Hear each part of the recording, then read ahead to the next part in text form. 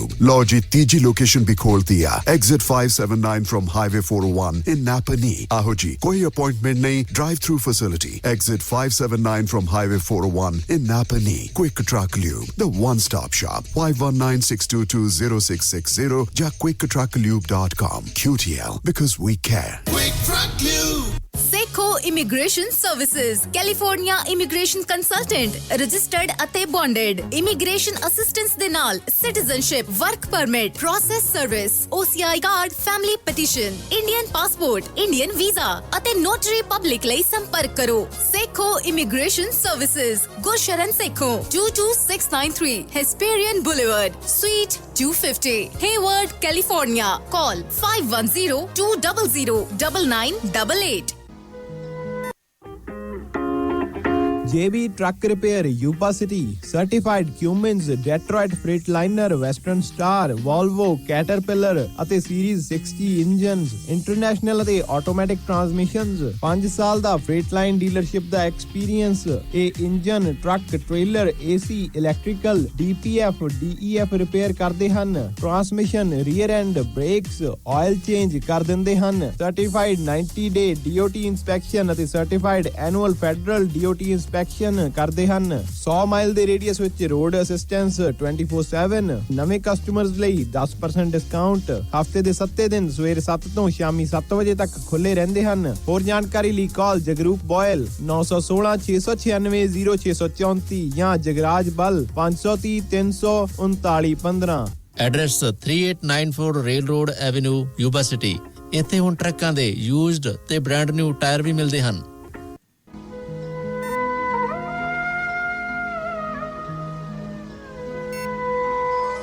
ਸ਼ਮਾਦਾਨ programme ਸ਼ਮਾਦਾਨ ਦੇ ਵਿੱਚ break ਤੋਂ ਬਾਅਦ ਇੱਕ ਵਾਰ ਫਿਰ ਤੋਂ ਸਵਾਗਤ ਕਰਦਾ ਹਾਂ ਜੀ। ਮੈਂ ਜਸਪ੍ਰੀਤ ਸਿੰਘ। ਸੋ ਪਿਆਰੇ ਸਰੋਤਿਓ, ਜਿਵੇਂ ਕਿ ਤੁਸੀਂ ਸਾਰੇ ਜਾਣਦੇ ਹੋ ਕਿ ਪ੍ਰੋਗਰਾਮ ਸ਼ਮਾਦਾਨ ਦੇ ਜ਼ਰੀਏ ਅਸੀਂ ਨਾ ਕੇਵਲ ਜੋ ਹਨ ਪੰਜਾਬ ਦੀਆਂ ਖਬਰਾਂ ਬਲਕਿ ਅੰਤਰਰਾਸ਼ਟਰੀ ਖਬਰਾਂ ਦੇ ਉੱਤੇ ਵੀ ਸਾਡੀ ਨਜ਼ਰ ਰਹਿੰਦੀ ਹੈ ਅਤੇ ਖਬਰਾਂ ਦੀ ਜਿਹੜੀ ਵੀ ਵੰਨਗੀ ਹੁੰਦੀ ਹੈ ਉਹ ਚਾਹੇ ਖੇਡ ਸੰਸਾਰ ਹੋਵੇ ਜਾਂ ਫਿਰ ਅੰਤਰਰਾਸ਼ਟਰੀ ਮੁੱਦੇ ਹੋਣ, ਅਸੀਂ ਹਰ ਮੁੱਦੇ ਬਾਰੇ ਗੱਲਬਾਤ ਕਰਦੇ ਹਾਂ। ਸੋ ਅਸੀਂ ਜਿਵੇਂ ਜਾਣਦੇ ਹਾਂ ਕਿ ਪਿਛਲੇ ਦਿਨੀਂ ਪੈਰਾ ਓਲੰਪਿਕਸ ਖੇਡਾਂ ਜਿਹੜੀਆਂ ਨੇ ਸਮਾਪਤ ਹੋਈਆਂ ਨੇ, ਜਿਸ ਦੇ ਵਿੱਚ ਭਾਰਤ ਦੇਸ਼ ਨੇ ਇਸ ਵਾਰ ਬਹੁਤ ਹੀ ਸ਼ਾਨਦਾਰ ਪ੍ਰਦਰਸ਼ਨ ਵੀ ਕੀਤਾ ਹੈ। ਸਾਡੇ ਖਿਡਾਰੀਆਂ ਵੱਲੋਂ ਬਹੁਤ ਸਾਰੇ ਮੈਡਲ ਹੈ ਜਿਹੜੇ ਉਹ ਸਾਡੇ ਦੇਸ਼ ਦੀ ਝੋਲੀ ਵੀ ਪਾਏ ਗਏ ਹਨ ਅਤੇ ਅਸੀਂ ਉਸੇ ਨੂੰ ਲੈ ਕੇ ਅੱਜ ਗੱਲਬਾਤ ਕਰਾਂਗੇ, ਜਿਸ ਦੇ ਲਈ ਸਾਡੇ ਨਾਲ ਜੁੜਨਗੇ ਪ੍ਰੋਗਰਾਮ ਸ਼ਮਾਦਾਨ ਦੇ ਵਿੱਚ ਅਵਿਨਾਸ਼ ਜੀ, ਜਿਹੜੇ ਕਿ ਸੀਨੀਅਰ ਪੱਤਰਕਾਰ ਹਨ ਦਿੱਲੀ ਤੋਂ। ਸੋ ਅਵਿਨਾਸ਼ ਜੀ ਦਾ ਸਵਾਗਤ ਕਰਦਾ ਹਾਂ ਜੀ ਪ੍ਰੋਗਰਾਮ ਸ਼ਮਾਦਾਨ ਦੇ ਵਿੱਚ। ਸਵਾਗਤ ਹੈ, ਪਿਆਰ ਅਤੇ ਸਤਿਕਾਰ ਭਰੀ ਸਤਿ ਸ਼੍ਰੀ ਅਕਾਲ, नमस्कार जी आपको। जी जी धन्यवाद जसप्रीत जी, आपका धन्यवाद बुलाने के लिए फिर से।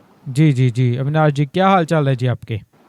जी सब बढ़िया है जी, और जो हमें खुशियाँ दी है करोड़ों भारतीयों को बिल्कुल जी, पैरालंपिक्स ने, वो सबके लिए बहुत अच्छी बात है। बिल्कुल जी, बिल्कुल जी। सभी का मन वो है खुशी से गदगद हो चुका है क्योंकि बहुत ही शानदार प्रदर्शन दिखाया गया इस बार पैरा ओलंपिक्स के बारे में। तो पैरा ओलंपिक्स के बारे में हम बातचीत करेंगे। तो मैं कहूँगा कि दिव्यांग जनों के लिए जो खेलें करवाई जाती हैं ओलंपिक्स लेवल की, इंटरनेशनल लेवल की, उन गेम्स को कहा जाता है पैरा ओलंपिक्स।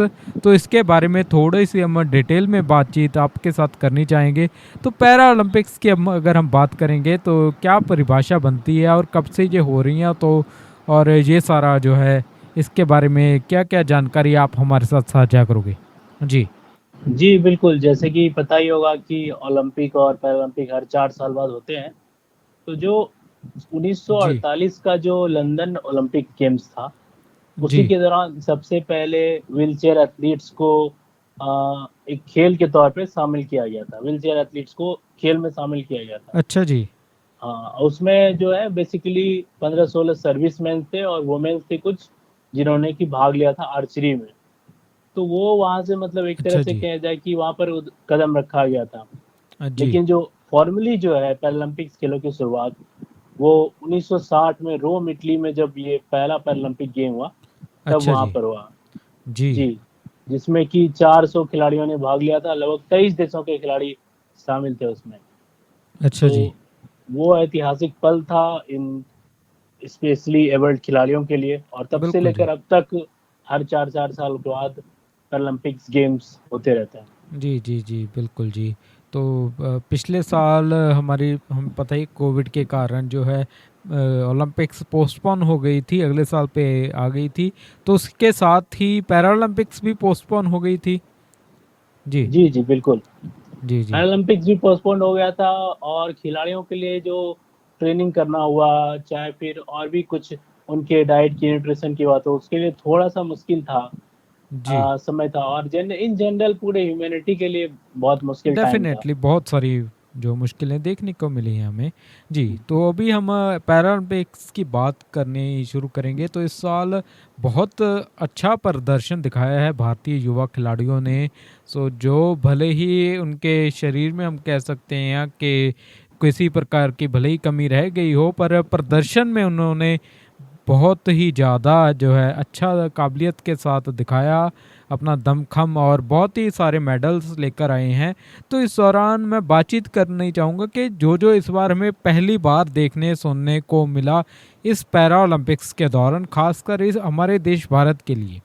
जी जी बिल्कुल, मैं आपको बता देना चाहूँगा डिटेल में कि भारत ने इस बार के पैरालंपिक्स खेलों में 54 मेंबर का सबसे बड़ा कंटिजेंट भेजा था। अच्छा जी। देखिए, जी, अब तक का सबसे हाईएस्ट था 54 मेंबर का कंटिजेंट।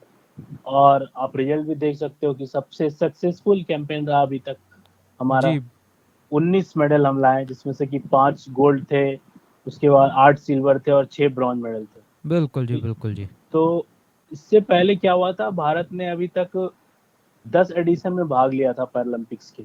उस जी 10 एडिशन को मिला के कुल 12 मेडल लाए थे। अच्छा और जी, जी, और इस बार सिर्फ सिंगल एडिशन में 90 मेडल है।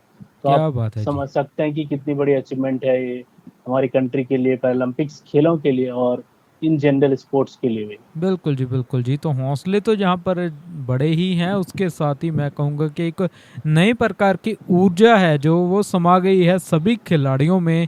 क्योंकि जैसे कि आपने बताया कि 10 के ऊपर इस बार का अकेला भारी पड़ रहा है, और वो भी काफ़ी अच्छे डिफरेंस के साथ।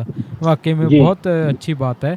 तो इस दौरान मेडल्स की हम बातचीत जरूर करनी चाहेंगे। तो कौन कौन से हमें मेडल है जो मिलने में हम कामयाबी हासिल कर चुके गए हैं। जी जी बिल्कुल। तो सबसे पहले हम ऐसे रिकॉर्ड्स की बात करेंगे जो कि फर्स्ट था। तो जी शूटर है 19 इयर्स ओल्ड अवनी लखारा, जिन्होंने जी की गोल्ड मेडल जीता शूटिंग में। जी और उस गोल्ड मेडल के साथ वो भारत की तरफ से गोल्ड मेडल जीतने वाली पहली पैरा एथलीट बनी और पैरालंपियन बनी। जी सबसे पहले जो अभी पैरालंपिक कमेटी ऑफ इंडिया की हेड हैं दीपा मलिक, उन्होंने सिल्वर मेडल जीता था रियो में जी। शॉर्ट पुट में।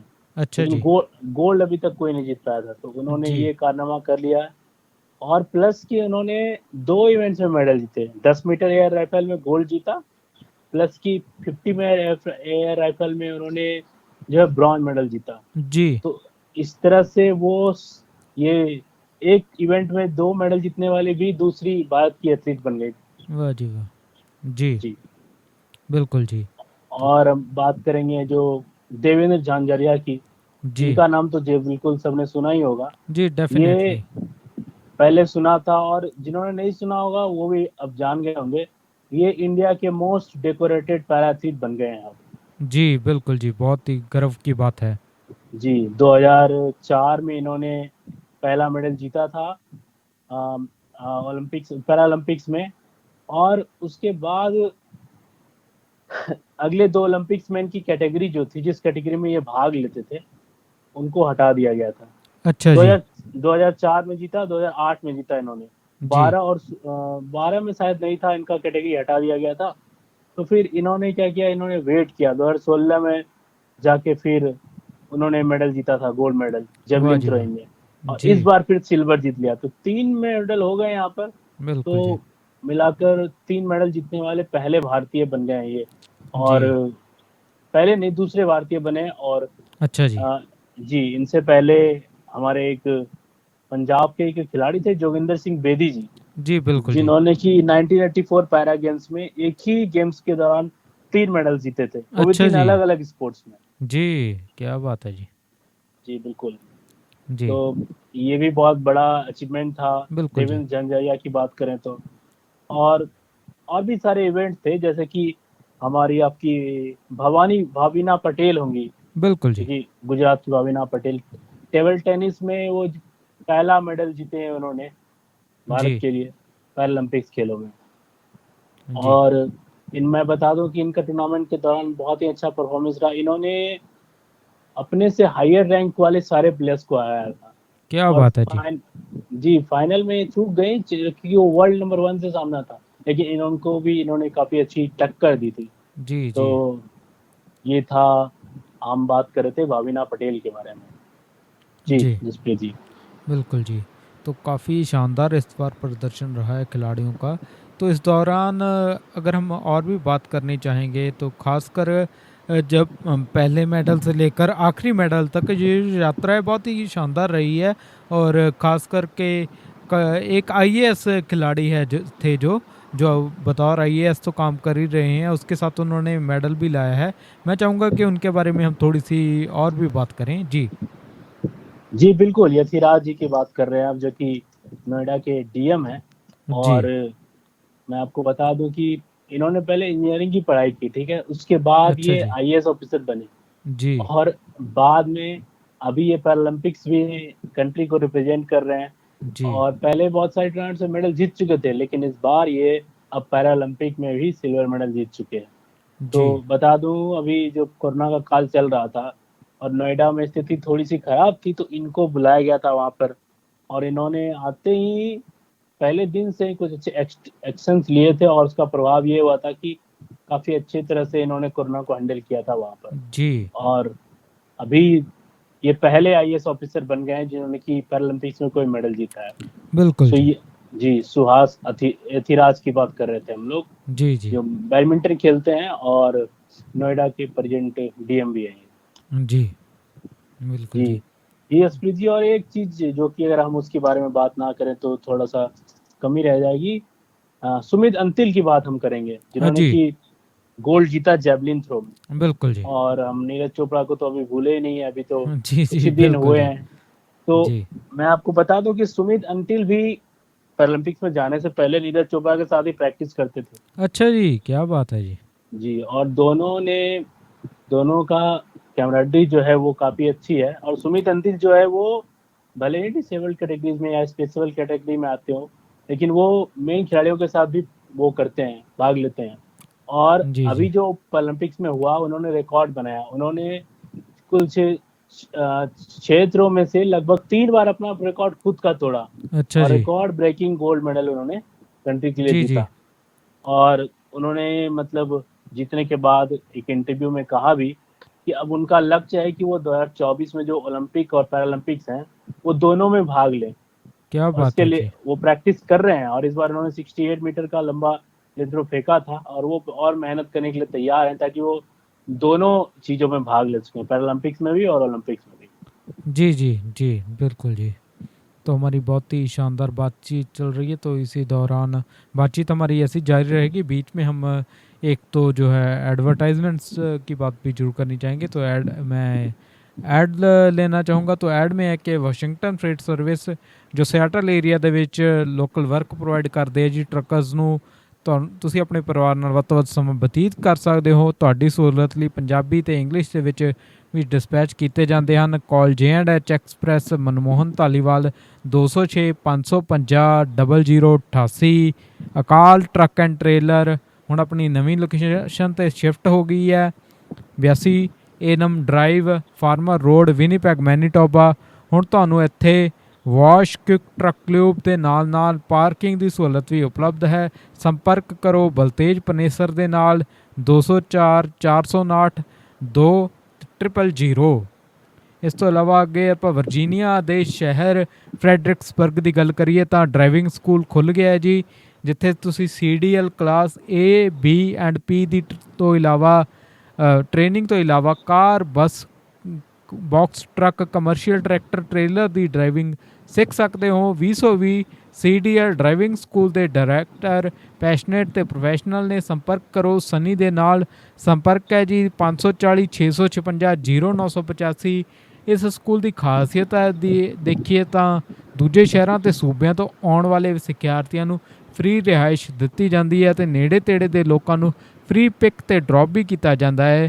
ਤੁਹਾਡੀ ਸਹੂਲਤ ਲਈ ਫ੍ਰੈਂਚ, ਇੰਗਲਿਸ਼ ਤੇ ਸਪੈਨਿਸ਼ ਤੋਂ ਇਲਾਵਾ ਪੰਜਾਬੀ, ਹਿੰਦੀ ਤੇ ਅਰੇਬਿਕ ਵਰਗੀਆਂ ਭਾਸ਼ਾਵਾਂ ਦੇ ਵਿੱਚ ਵੀ ਡਰਾਈਵਿੰਗ ਦੇ ਗੁਣ ਸਿਖਾਏ ਜਾਂਦੇ ਹਨ। ਜੀ, ਸੋ ਇਹ ਸਨ ਕੁਝ ਕਮਰਸ਼ੀਅਲ ਐਡਸ ਅਤੇ ਹੁਣ ਆਪਾਂ ਦੁਬਾਰਾ ਤੋਂ ਚੱਲਦੇ ਹਾਂ ਪੈਰਾ ਓਲੰਪਿਕਸ ਦੇ ਵੱਲ। ਅਤੇ ਸਾਡੇ ਨਾਲ ਗੱਲਬਾਤ ਕਰਨ ਦੇ ਲਈ ਲਗਾਤਾਰ ਜੁੜੇ ਹੋਏ ਨੇ ਅਵਿਨਾਸ਼ ਜੀ, ਜਿਹੜੇ ਕਿ ਦਿੱਲੀ ਤੋਂ ਸੰਬੰਧ ਰੱਖਦੇ ਨੇ ਅਤੇ ਰਾਸ਼ਟਰੀ ਪੱਧਰ ਦੇ ਉੱਤੇ ਪੱਤਰਕਾਰੀ ਕਰਦੇ ਨੇ। ਖੇਡਾਂ ਦੇ ਉੱਤੇ ਉਹਨਾਂ ਦੀ ਨਜ਼ਰ ਰਹਿੰਦੀ ਹੈ, ਜੋ ਵੀ ਖੇਡ ਦੀਆਂ ਗਤੀਵਿਧੀਆਂ ਹੁੰਦੀਆਂ ਨੇ ਉਹ ਦੇਖਦੇ ਹਨ ਅਤੇ ਲਿਖਦੇ ਵੀ ਹਨ ਉਹਨਾਂ ਬਾਰੇ, ਅਤੇ ਰਿਪੋਰਟਾਂ ਵੀ ਜਿਹੜੀਆਂ ਨੇ ਦੇਸ਼ ਦੀਆਂ ਨਾਮੀ ਸੰਸਥਾਵਾਂ ਵੱਲੋਂ ਤੁਸੀਂ ਦੇਖ ਸਕਦੇ हो। तो अविनाश जी, ਹੁਣ हम अब वापस चलते हैं हमारी बातचीत की तरफ। तो हम काफ़ी सारी बातचीत कर ही रहे हैं, तो इस दौरान हम पंजाब से इस रेडियो को चला रहे हैं, पंजाब के में से बात कर रहे हैं, तो पंजाब की बात भी ज़रूर कर लें। तो पंजाब में से कौन खिलाड़ी है जिसने देश का नाम रोशन किया इन पैरा ओलंपिक्स में?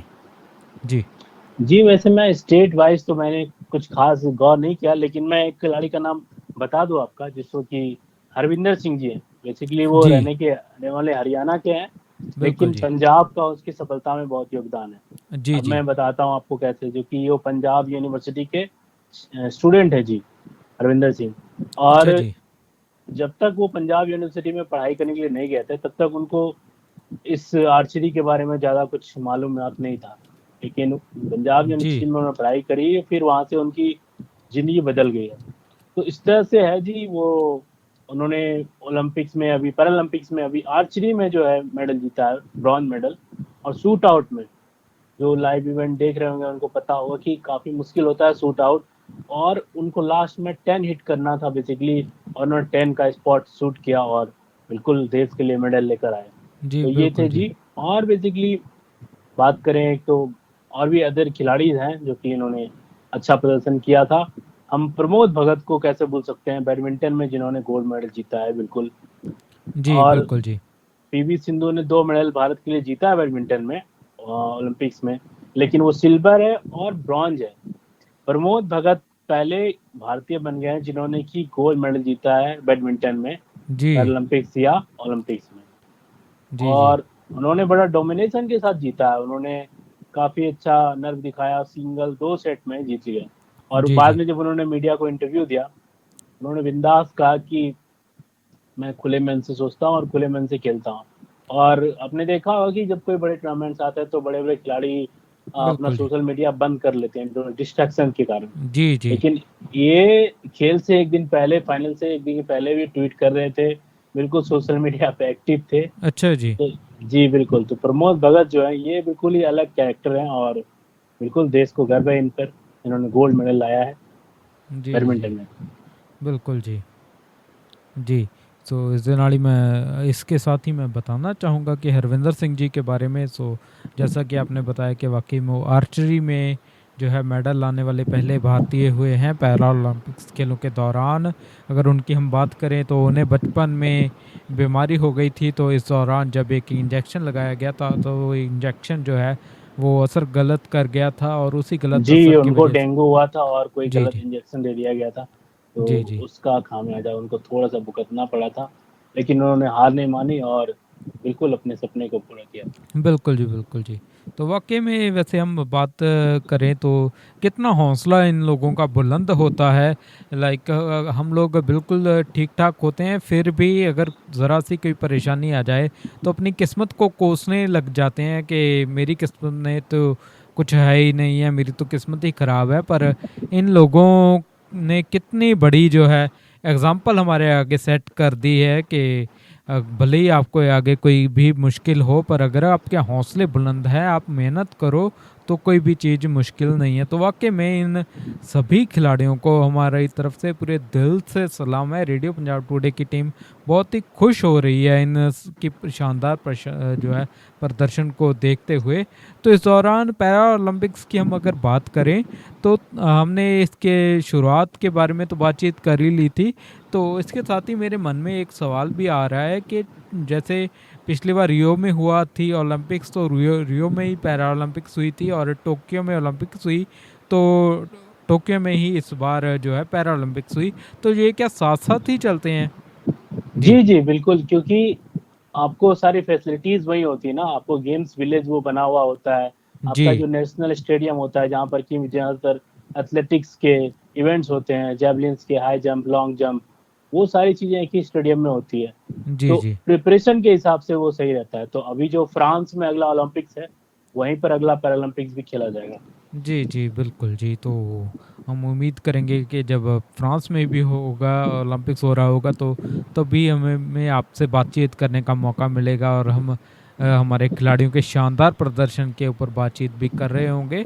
जी, तो जी इसके साथ बिल्कुल, मैं चाहूंगा कि ये डबल हो, बीस बिल्कुल जी। 19 जीता है तो और 40 मेडल हो तो जी और अच्छी बात होगी। डेफिनेटली जी। ये ना केवल हमारी बल्कि हर भारतीय की, मैं कहूँगा कि दिल की इच्छा है। तो इसके साथ ही हम पैरा ओलंपिक्स में खिलाड़ियों के जो प्रदर्शन के ऊपर लगातार बातचीत कर ही रहे हैं।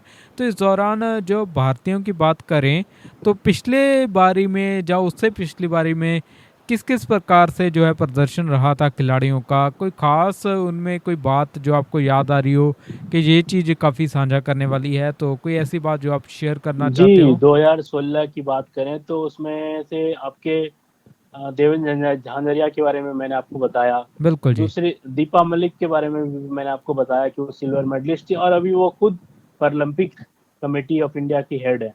तो जी, अब जो एक सबसे बड़ा नाम था वो मरियप्पन थंगावेलु, जो कि जी, तमिलनाडु से आते हैं और हाई जंपर है। तो जी, उस बार फाइनल में वो कुछ अंकों से रह गए, पिछले बार गोल्ड मेडल जीता था उन्होंने और इस बार वो सिल्वर मेडल जीत पाए, क्योंकि चूंकि फाइनल इवेंट के दौरान वहाँ काफी बारिश हो रही थी जी स्टेडियम में। जी, और वो जो जाए वो जनरली सॉक्स, वो शू नहीं पहनते हैं, सॉक्स पहन के वो पार्टिसिपेट करते हैं, ओपन जी, ओपन बेयर लेग में वो सॉक्स लगाकर। तो उनकी सॉक्स में जो है वो बार बार पानी भर रहा था, तो उनको जो ग्रिप चाहिए थी बेसिकली जंप करने के लिए, जी। वो नहीं हो पा रहा था, तो उससे अच्छा थोड़ा जी। सा उनको प्रॉब्लम हुआ। अदरवाइज वो इस बार भी गोल्ड जीत सकते थे। तो जी, यूएस के जो खिलाड़ी थे उन्होंने गोल्ड जीता था, लेकिन पिछली बार वही दोनों टक्कर हुआ था रियो में भी दोनों प्लेयर्स के बीच, और मरियप्पन वहां पर सफल रहे थे। इस बार मरियप्पन थोड़ा सा चूक गए, लेकिन सिल्वर मेडल भी कम नहीं होता जी। और बिल्कुल बिल्कुल जी। उन्होंने जीत के दिखाया, उन्होंने मरियप्पन ने। जी, जी, जी, जी, जी। तो इस दौरान अगर हम बातचीत करें ओवरऑल पैरा ओलंपिक्स की, तो मेरा ख्याल है चाइना ही है जो इस बार भी फिर से जो है टॉप करने में इस बार कामयाब रहा है। जी, जी बिल्कुल, चाइना एक्चुअली उनका खेल के प्रति जो स्ट्रगल है, स्ट्रगल में कहूँगा, स्ट्रक्चर है वो थोड़ा अलग ही है। और जी, हम चाइना से अगर तुलना करेंगे तो ये बिल्कुल सही नहीं होगा, क्योंकि जो जी। चाइना करता है वो भारत में शायद संभव ना हो। आपको बिल्कुल पता जी। है कि वहाँ किस तरह से काम किया जाता है, और जबरदस्ती भी एथलीट्स को मतलब वो डाल देते हैं काफी कम उम्रों से स्पोर्ट्स में। भारत बिल्कुल में जी। ऐसे नहीं हो सकता है, हमारे माता पिता थोड़ा ओवर प्रोटेक्टिव होते हैं बच्चों को लेकर, और जब तक उनको नहीं लगता है कि हमारे बच्चे अभी बड़े हो गए हैं या कुछ चीजों में भाग ले सकते हैं, वो अलाउ करते हैं। बिल्कुल तो जी, जी। चाइना से हम कंपेयर नहीं करेंगे, लेकिन फिर भी भारत का प्रदर्शन इस बार काफी अच्छा रहा है। और भारत ने जो है 24वें नंबर पे फिनिश किया इस बार। जी, 162 कंट्रियों ने भाग लिया था इस बार के पैरालंपिक्स में, जिसमें से कि 24वें स्थान पर फिनिश किया। और मैं बिल्कुल आपको जी। बता दूं कि ये जो गोल्ड मेडल्स के नंबर पे आधार पर ये पोजीशंस तय की जाती है। जी, अगर बिल्कुल जी। टोटल मेडल के आधार पर किया जाता तो भारत 20वें स्थान पे होता। अच्छा तो जी। 162 में देशों में से 20वें स्थान पे आना भी कोई कम बात नहीं है, बिल्कुल बिल्कुल जी। बड़ी बात है। बिल्कुल जी, बहुत ही शानदार बात है। अगर मेडल्स के मामले में हम पूरी बातचीत करें, तो जो चाइना है वो पहले नंबर पर रहा है, जिसने टोटल 96 जन के 96 जो मेडल हैं वो हासिल किए थे, जिसमें 60 उन्होंने जो है गोल्ड हासिल किए थे। तो इसके अलावा अगर हम दूसरे नंबर की बात करें तो ग्रेट ब्रिटेन है 41 मेडल के साथ। तीसरे नंबर पर यूनाइटेड स्टेट्स ऑफ अमेरिका है, 37 मेडल के गोल्ड मेडल के साथ। उसके अलावा जो आरपीसी है जो वो 36 गोल्ड है वो हासिल करने में कामयाब रही। नीदरलैंड है जो 5वें नंबर पर रही है, वो 25 मेडल उन्होंने हासिल किए थे। और चाइना के मैं ओवरऑल मेडल की बात करूं, 96 उन्होंने गोल्ड हासिल किए हैं, जबकि 207 उनके ओवरऑल जो है मेडल हैं। इसी प्रकार से ग्रेट ब्रिटेन के भी 124 हैं जो टोटल मेडल हैं। और भारत की हम बात करें तो हम पहले से ही शुरुआत से बातचीत कर रहे हैं इंडिया के प्रदर्शन के ऊपर। तो 24वें नंबर पर रहा भारत, जिसने 5 गोल्ड, 8 सिल्वर और 6 जो है ब्रॉन्ज जीते हैं, और ओवरऑल इसका 19 जो है मेडल की टैली बनती है। तो ये है इंडिया की बात। तो इस दौरान और क्या क्या खास बातें जो आपने बतौर पत्रकार ऑब्जर्व की हो, या फिर आपको लगा हो कि ये बात काफ़ी वर्थ मेंशनिंग है, तो उस प्रकार जी से बिल्कुल, अगर हम इसमें बात करें तो पैरालंपिक्स को हम भारत में अलग नज़रिए से देखते हैं, चाहे एज ए सोसाइटी हो या बिल्कुल जी। फिर एज ए स्पोर्ट्स हो, तो कि इन लोगों को हम एक अलग नज़र से देखते थे, जो कि अब चेंज होनी चाहिए।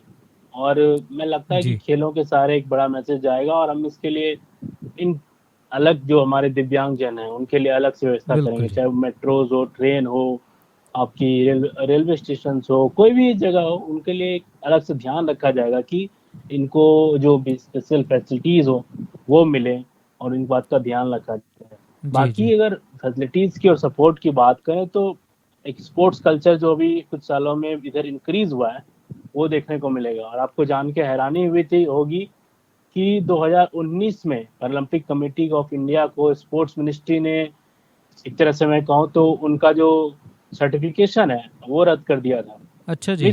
मिस मैनेजमेंट के कारण। जी, लेकिन फिर बहुत ही बात ध्यान देने वाली इसी बात है ये तो। गवर्नमेंट ने फिर से उनको एक चांस दिया सुधार करने का, और उसके बाद आपको बता दूं कि अभी जो ये 54 के 54 एथलीट्स गए थे, सारे के सारे 54 एथलीट्स गवर्नमेंट की जो सेंट्रल गवर्नमेंट की जो स्कीम है, target Olympics podium scheme, top scheme, सारे के सारे खिलाड़ी उसके हिस्सेदार हैं। जी सारे खिलाड़ियों को आर्थिक सपोर्ट मिलता है, इनके ट्रेनिंग के लिए, इनके फिजियो के लिए, इनके मेंटल एस्पेक्ट के लिए जो भी सुविधाएं हैं सब कुछ अब सरकार इनको दे रही है, और राज्य सरकारें भी आगे आ रही है। और आपको बिल्कुल याद होगा हरप्रीत जी, पिछली बार हमने डिस्कस किया था ओलंपिक खेलों के बाद की जैसे उड़ीसा ने हॉकी को प्रमोट किया है, जी तो जी बिल्कुल जी। और भी स्टेट्स को सामने आना पड़ेगा। तो यूपी ने किया है, यूपी ने अच्छा जी। रेसलिंग को अपना लिया है, और जी अब और भी आगे स्टेट्स हैं जो कि पैरालंपिक्स खेलों को, ओलंपिक्स खेलों को मैं चाहूंगा कि सामने आए और एक स्पोर्ट्स के तौर पे अपनाएं, ताकि स्पोर्ट्स और आगे अच्छे से ग्रो कर पाए। जी जी बिल्कुल जी अविनाश जी। सो बहुत ही अच्छा लगा ये सारी बातें जानकर। तो इसके साथ ही अगर हम वैसे अगर बात करें जनरल, इन जनरल अगर हम, क्योंकि पैरा ओलंपिक्स तो हम सुनते हैं, पर अगर ग्राउंड स्तर पर, ज़मीनी स्तर पर बात करें तो उस दौरान किस किस प्रकार के मुकाबले हैं जो इस कैटेगरी के लिए होते हैं, और क्या क्या मुकाबले हैं जो हमें आने वाले दिनों में भी देखने को मिल सकते हैं? जी जी देखिए, सबसे बड़ी बात जो इंडिया में होती है वो है कि पैरालंपिक्स खेलों में क्लासिफिकेशन जो होता है जी वो बहुत जरूरी होता है। तो बिल्कुल जी। हमारे देश में जो क्लासिफायर्स हैं, कल ही मीडिया इंटरेक्शन के दौरान दीपा मलिक जी ने कहा कि यहाँ क्लासिफिकेशन की जो सुविधा है वो बहुत कम है, तो हमें जी या तो अच्छा जी। बाहर से लाने पड़ते हैं या बाहर जाना पड़ता है, स्पोर्ट्स में आपको पार्ट लेना पड़ता है तभी आपका क्लासिफिकेशन होता है। और पैरालंपिक्स में क्लासिफिकेशन जो है वो सबसे बड़ी चीज होती है। तो अभी जी ध्यान इस बात पे दिया जाएगा कि पैरालंपिक्स की जो क्लासिफिकेशन है, खिलाड़ियों को किस कैटेगरी में बांटना है, जी SL3 हुआ, SL4 हुआ, और भी अदर कैटेगरीज है, T3 हुआ, सॉरी आप करेंगे T34 या T3 जो भी है, उस तरह की कैटेगरीज हैं। उस कैटेगरीज में जी बांटने के लिए क्लासिफिकेशन करने वाले चाहिए होते हैं, जो कि ट्रेंड चाहिए होते हैं। बिल्कुल उसकी जी। थोड़ी सी भारत में कमी है, और उसकी जो कमी है वो पूरी की जाएगी। दीपा मलिक जी ने कल मीडिया से ये बात करते हुए कही थी। जी जी जी बाकी आपने और भी बात करी तो टूर्नामेंट्स इनके जूनियर्स होते हैं, इनके वर्ल्ड चैंपियनशिप होते हैं, और वर्ल्ड चैंपियनशिप में प्रमोद भगत जो भी मैंने बताया आपको बैडमिंटन का, ये जी वर्ल्ड नंबर 1 है रैंकिंग में अच्छा जी। पूरे। जी, तो इन्होंने काफी मेडल्स पहले जीत चुके हैं, लेकिन जी बैडमिंटन चूंकि पैरालंपिक खेलों का हिस्सा नहीं था, और जी इस बार बिल्कुल जी। पहली बार बैडमिंटन को पैरालंपिक में शामिल किया गया है, तो वो पहले भारतीय बने वो बैडमिंटन में पैरालंपिक में मेडल जीतने वाले। जी तो जी यही है। और बाकी अब तो जी सब कुछ है इंटरनेट पे अवेलेबल, कोई भी अगर बिल्कुल जी। चाहे तो स्पोर्ट्स को कहीं भी फॉलो कर सकता है। जी तो जी जी मैं चाहूंगा कि सिर्फ ओलंपिक हो, पैरालंपिक हो, चाहे क्रिकेट का वर्ल्ड कप हो, फुटबॉल का वर्ल्ड कप हो, इसमें तो हम जनरली सारे लोग फॉलो करते ही हैं। डेफिनेटली बहुत आम क्रेज लोग रहता है भी उन हर चीज़ों चीज का में तो। फॉलो करें, उनको सपोर्ट करें, जहाँ गलत हो अपनी बात भी उठाएं। तो जी ओवरऑल बिल्कुल जी, जो है एक अच्छा माहौल बनेगा उनके लिए और देश बिल्कुल आगे और बढ़ेगा, आगे मेडल और जीतेंगे। डेफिनेटली बिल्कुल जी। जी अविनाश जी, तो हमारी बातचीत तो चल ही रही है, तो अब हम जाते जाते मैं पूछना चाहूँगा कि कौन कौन सी स्टेट है जहाँ कौन कौन सी ऐसी सरकार है जिनकी तरफ से कोई इनाम ही है जो वो घोषित कर दिए गए हैं इन शानदार प्रदर्शन दिखाने वाले खिलाड़ियों के लिए। जी जी, तो आपको ओलंपिक में भी याद होगा हरियाणा सरकार ने काफ़ी बड़े-बड़े अवार्ड्स अनाउंस किए थे, बिल्कुल नीरज जी। चोपड़ा के लिए हो चाहे और भी हो। तो इस बार भी जो हरियाणा की गवर्नमेंट है, उन्होंने जो शूटर्स हैं वहाँ के, मनीष नरवाल जिन्होंने कि गोल्ड मेडल जीता था और जो अच्छा जी। सिंहराज अदाना जी हैं, जी जिन्होंने कि सिल्वर जीता था। इन दोनों के लिए 6 करोड़ और 4 करोड़ की राशि की घोषणा की है। जी, बहुत अच्छी बात है। जी, तो जी और भी इसी तरह से उम्मीद करूँगा कि और भी सरकारें आएँ, अभी मेरे पास ज़्यादा डिटेल तो नहीं है, लेकिन हरियाणा सरकार का था, तो मैंने आपको बता दिया कि जी जी इन्होंने ये बिल्कुल जी 6 बिल्कुल करोड़ जी। और 4 करोड़ के लिए ये अनाउंस किया है। जी, बिल्कुल जी। तो और हम ये भी उम्मीद करेंगे कि आने वाले दिनों में हमें और भी जो है सरकारें हैं उनकी तरफ से इस प्रकार के जो है इनाम है वो सुनने को मिलें। तो वैसे बातचीत करके बहुत अच्छा लगा जी। जी अविनाश जी, तो बहुत-बहुत शुक्रिया आपका कि आप प्रोग्राम क्षमादान में जुड़े, रेडियो पंजाब टुडे के लिसनर्स को पूरी डिटेल दी पैरा ओलंपिक्स के बारे में, क्योंकि ये इस विधि के बारे में अगर हम बात करें तो जब लोगों को ज़्यादा अवेयरनेस नहीं थी। इवन बहुत सारे लोग हमें देख रहे हैं कि उन्हें ये भी नहीं क्लियर था कि पैरा ओलंपिक्स क्या होती हैं। तो उन्हें लगता था कि ये शायद कोई डिफरेंट कैटेगरी होगी एज वाइज या किसी और चीज़ के ऊपर। तो इस बार पर इतने मेडल हमारे जो है युवा खिलाड़ी लेकर आए हैं। जी, और इस ये जो जी आप दर्शकों की बात कर रहे हैं, तो उसमें इंटरेस्ट कैसे होगा? इसमें मीडिया बहुत बड़ा रोल अदा करता है। तो जी अभी जी तक मैं एक्सेप्ट करने में कोई मेरे को हैरानी नहीं है कि अब से जो पहले जो मीडिया का जो कवरेज था, वो भी उतना स्तर का नहीं था। बिल्कुल लेकिन जी इस बार चाहे डेफिनेटली। टीवी पे ब्रॉडकास्ट की हो, चाहे वो मीडिया में कवरेज की हो, सोशल मीडिया पे इतना शोरगुल हो, इतना ट्रेंडिंग हो, सब कुछ जी हो, तो ओवरऑल सबने कंट्रीब्यूट किया इन चीज़ों में। और बिल्कुल जी। सबकी जो अपने जितने भी स्टेक होल्डर्स हैं, चाहे वो स्पोर्ट्स अथॉरिटी ऑफ इंडिया हो, एथलीट्स हैं, कोचेज हैं, सबकी ज़िम्मेदारी बनती है और दर्शकों को भी उम्मीद बनती है ज़िम्मेदारी कि वो सपोर्ट करें और इसी बिल्कुल तरह जी से ये सिलसिला है आगे बढ़ते रहे और देश हमारा खेलों में अच्छा करते रहे। बिल्कुल जी। जी। तो अविनाश जी आपसे बातचीत करके बहुत अच्छा लगा जी। तो बहुत अच्छी हमारी बातचीत रही है पैरा ओलंपिक्स के बारे में, जिसमें भारत ने बहुत ही शानदार जो है अपना तजर्बा और आगे रखा प्रदर्शन। तो बहुत बहुत शुक्रिया अविनाश जी। जी जी, धन्यवाद जसप्रीत जी। जी जी ओके, बहुत थैंक यू, बहुत शुक्रिया जी। ਜੀ थैंक यू। ਤਾਂ ਪਿਆਰੇ ਸਰੋਤਿਓ, ਇਹ ਸਨ ਅਵਿਨਾਸ਼ ਜੀ, ਸੀਨੀਅਰ ਪੱਤਰਕਾਰ ਜੋ ਕਿ ਖੇਡ ਪੱਤਰਕਾਰੀ ਕਰਦੇ ਹਨ ਅਤੇ ਖੇਡਾਂ ਦੇ ਮਾਮਲੇ ਦੇ ਵਿੱਚ ਇਹਨਾਂ ਦੀ ਵਿਸ਼ੇਸ਼ ਨਜ਼ਰ ਰਹਿੰਦੀ ਹੈ। ਖੇਡਾਂ ਨੂੰ ਚੰਗੀ ਤਰ੍ਹਾਂ ਕਵਰ ਵੀ ਕਰਦੇ ਨੇ, ਉਹਨਾਂ ਬਾਰੇ ਲਿਖਦੇ ਵੀ ਨੇ। ਅਤੇ ਸਾਡੀ ਰੇਡੀਓ ਪੰਜਾਬ ਟੂਡੇ ਦੀ ਇਹੀ ਕੋਸ਼ਿਸ਼ ਰਹਿੰਦੀ ਹੈ ਕਿ ਅਸੀਂ ਹਰ ਤਰ੍ਹਾਂ ਦਾ ਜੋ ਮੁੱਦਾ ਹੈ, ਹਰ ਤਰ੍ਹਾਂ ਦੀ ਜੋ ਖਬਰ ਹੈ, ਉਸ ਨੂੰ ਸਾਡੇ ਸਰੋਤਿਆਂ ਤੱਕ ਪਹੁੰਚਾਈਏ। ਇਸ ਲਈ ਸਾਨੂੰ ਲੱਗਿਆ ਕਿ ਜਿਵੇਂ ਅਸੀਂ ਓਲੰਪਿਕਸ ਬਾਰੇ ਗੱਲਬਾਤ ਕੀਤੀ ਹੈ, ਉਸੇ ਤਰ੍ਹਾਂ ਪੈਰਾ ਓਲੰਪਿਕਸ ਬਾਰੇ ਵੀ ਗੱਲਬਾਤ ਕਰਨੀ ਬਹੁਤ ਜ਼ਰੂਰੀ ਸੀਗੀ, ਕਿਉਂਕਿ ਉਹਨਾਂ ਨੇ ਵੀ ਸਾਡੇ ਦੇਸ਼ ਦਾ ਬਰਾਬਰ ਹੀ ਹੈ ਜਿਹੜਾ ਮਾਣ ਹੈ ਉਹ ਉੱਤੇ ਚੱਕਿਆ ਹੈਗਾ। ਇਸ ਲਈ ਅੱਜ ਦੀ ਅਸੀਂ ਇਹ ਖਾਸ ਗੱਲਬਾਤ ਰੱਖੀ ਸੀ। ਸੋ ਮੈਨੂੰ ਜਸਪ੍ਰੀਤ ਸਿੰਘ ਨੂੰ ਹੁਣ ਦਿਓ ਜੀ ਇਜਾਜ਼ਤ। ਕਿਤੇ ਮੈਂ ਇੱਕ ਵਾਰੀ ਫਿਰ ਦੱਸ ਦਿਆਂ ਕਿ ਸਵਰਨ ਸਿੰਘ ਦਾਨੇਵਾਲੇ ਦੀ ਅੱਜ ਥੋੜ੍ਹੀ ਜਿਹੀ ਸਿਹਤ ਨਾਸਾਜ਼ ਹੋ ਗਈ ਸੀ, ਜਿਸ ਕਾਰਨ ਅੱਜ ਦਾ ਉਹ ਪ੍ਰੋਗਰਾਮ ਪੇਸ਼ ਨਹੀਂ ਕਰ ਪਾਏ। ਪਰ ਪ੍ਰੋਗਰਾਮ ਦੇ ਅਗਲੇ ਹਿੱਸੇ ਦੇ ਵਿੱਚ ਬਖਤੌਰ ਸਿੰਘ ਢਿੱਲੋਂ ਜੀ ਜ਼ਰੂਰ ਪੇਸ਼ ਹੋਣਗੇ ਅਤੇ ਉਹਨਾਂ ਨਾਲ ਗੱਲਬਾਤ ਕਰਨਗੇ ਸਾਡੇ ਲਖਵੀਰ ਜੀ, ਅਤੇ ਹੋਰ ਉਹ ਵੀ ਪ੍ਰੋਗਰਾਮ ਨੂੰ ਵਧਾਉਣਗੇ ਅੱਗੇ। ਸੋ ਬਸ ਸਾਡੇ ਨਾਲ ਹੁਣ ਜਿੱਥੇ ਜੁੜਨਗੇ ਬਖਤੌਰ ਸਿੰਘ ਢਿੱਲੋਂ ਜੀ ਅਤੇ ਮੈਂ ਜਸਪ੍ਰੀਤ ਸਿੰਘ ਲਊਂਗਾ ਜੀ ਇਜਾਜ਼ਤ। ਬਹੁਤ ਬਹੁਤ ਸ਼ੁਕਰੀਆ ਜੀ। Shamadan.